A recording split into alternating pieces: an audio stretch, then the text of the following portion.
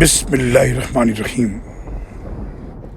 البتہ لوط کی بیوی کے لیے ہم نے یہی مقدر کیا ہے کہ وہ پیچھے رہنے والوں میں ہوگی۔ پھر جب یہ فرشتے لوط کے گھر آئے تو لوط نے کہا کہ تم اجنبی معلوم ہوتے ہو۔ کہنے لگے ہم آپ کے پاس وہ عذاب لائے ہیں جس کے بارے میں یہ شک کر رہے تھے۔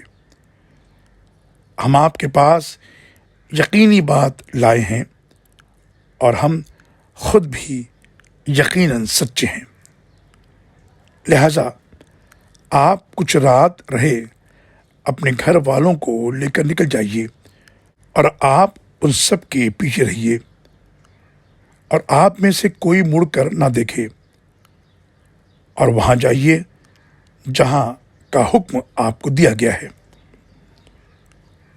اور ہم نے لوط کو اس بات کا فیصلہ سنا دیا کہ صبح ہوتے ہی ان لوگوں کی جڑ کٹ جائے گی۔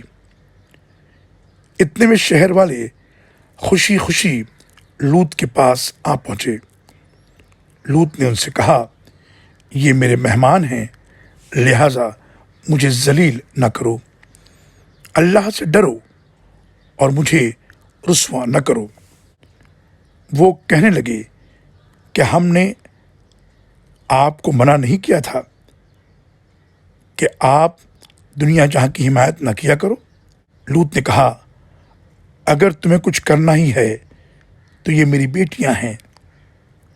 اے نبی، آپ کی عمر کی قسم، اس وقت وہ اپنی مستی میں دیوانے ہو رہے تھے۔ آخر سورج نکلنے کے وقت انہیں زبردست دھماکے نے آ لیا۔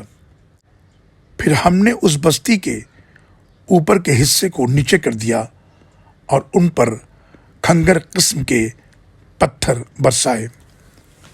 بلا شبہ اس واقعے میں بھی صاحب فراست لوگوں کے لیے کئی نشانیاں ہیں، اور وہ بستی بالکل شارع عام پر واقع ہے۔ بلا شبہ اس میں ایمان والوں کے لیے نشانی ہے۔